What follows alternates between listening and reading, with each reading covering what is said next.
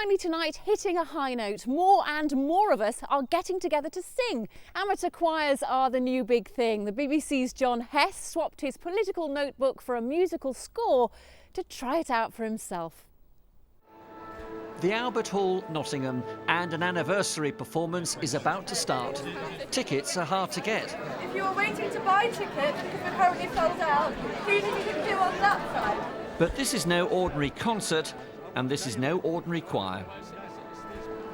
In fact, you could be one of the singers. More of us are doing it. That's what I'm going to do. It's also a first for 17-year-old schoolmates Harriet Card and Harry Willis. It was only a week before the concert when they met at Nottingham Trent University. It was the first rehearsal for them and everyone else. It is a bit scary. It's a bit kind of daunting that everyone quite a lot of people have done it before and know it, really, really well. I've never done anything on this sort of scale before, so I just thought, give it a bash, come along. Hello, good morning. I've also signed up for Angela Kay's Music for Everyone. It's a Nottinghamshire-based choir she's been running for 30 years. Lovely, thank you very much. Let's all do the Grace Jones, all right? Remember that? Everyone, yes, that'll do. Right, okay. This is different. Angela's got just 48 hours to get us in top voice to perform Verdi's Requiem at Nottingham's Albert Hall. If anyone can find my voice, it'll be Angela. This is going to be a nerve-wracking experience. Somehow you've just got to will people to sing it well, and it works. It's sort of a magical moment. It's early morning, and up with the lark is Karen Atwood. She now runs a business baking cakes.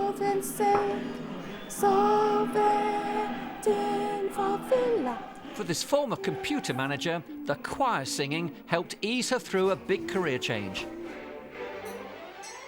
You kind of gather your stresses of the day and everything that you're worried about. And singing, you just get it all out. It's a marvellous way of just getting it all out and relaxing. Meet the daytime voices of Southall, musically stirred, not shaken. Angela brings her own Midas touch to tease out some golden harmonies. Yeah, the wah, wah, wah, wah.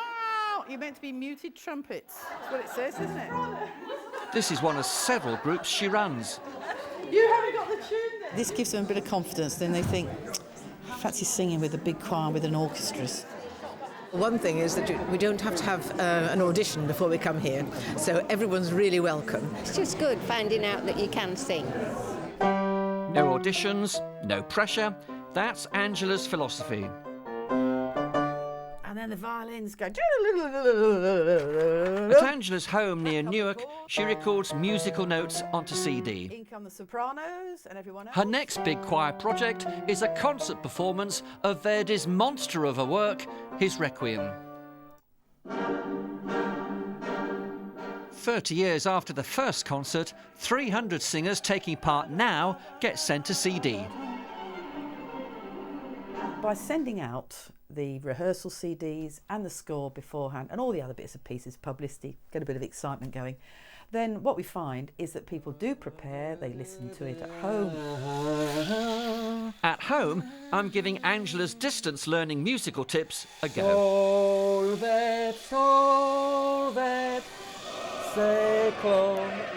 Maybe I need advice, especially if my voice is going to the dogs. Robin Rees-Crawford is an actor, a professional storyteller and a veteran of Angela's Music for Everyone. He sang at its first concert 30 years ago. It's a strange feeling you get when you sing with a group of people. It's a sort of there's a sense of community, that we're all sort of battling towards the same end result. And it's just, I think there's something about the physical aspect of singing that actually is very good for you as a person. Getting to know. So are there health benefits? At Duffield in Derbyshire, choir singing run by the Alzheimer's Society. It's called Singing for the Brain.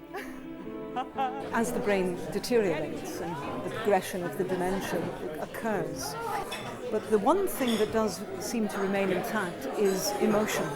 And emotion is so very linked with music. Haven't you noticed?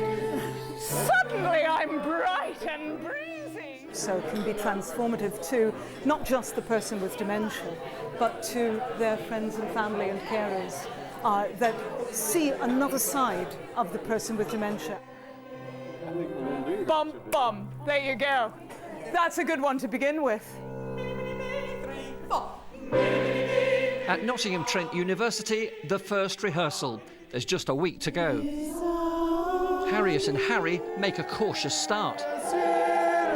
Karen's struggling with a cold. Robin and the basses sound good.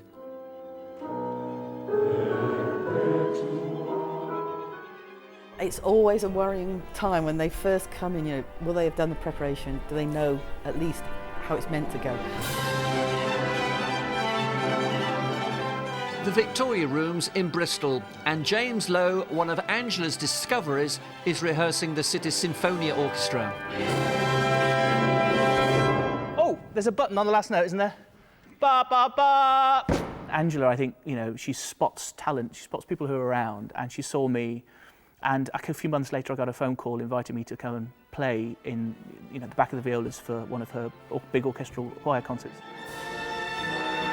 Her energy and her enthusiasm and her sheer passion for music just ignites people, and it makes people want to be involved.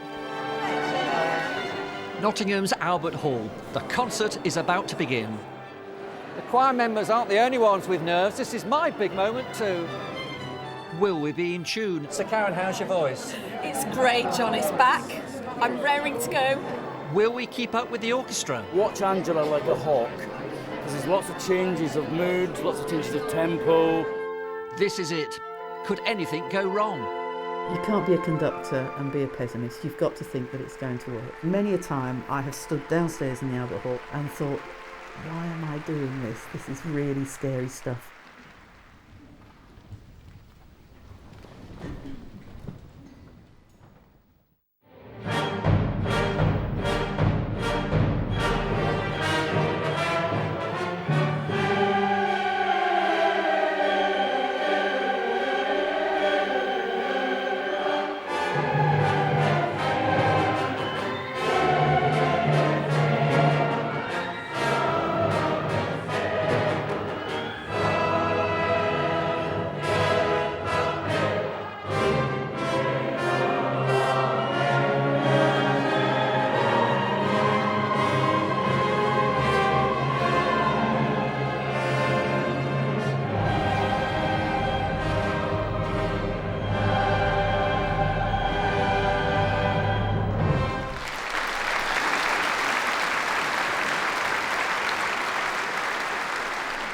It was brilliant. Like, I really enjoyed doing it. It was a really good performance, and I think everyone put in so much to it.